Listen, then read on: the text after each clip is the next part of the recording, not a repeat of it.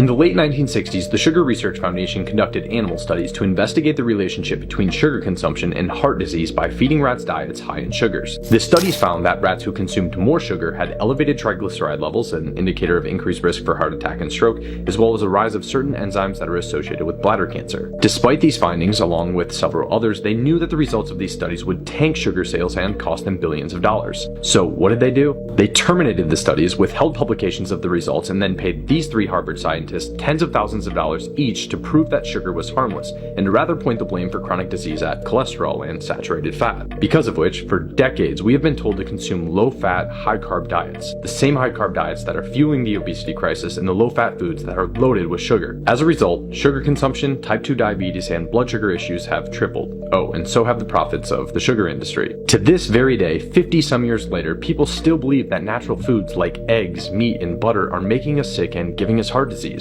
Once you realize that time after time money is being used to push agendas to convince us of one thing over another, you'll start to question a lot of what you've been told. And before you call me a conspiracy theorist, I want you to use your own incredible God-gifted brain to do a bit of research and see for yourself. Once you do this, you may still call me a conspiracy theorist, or you may call me right.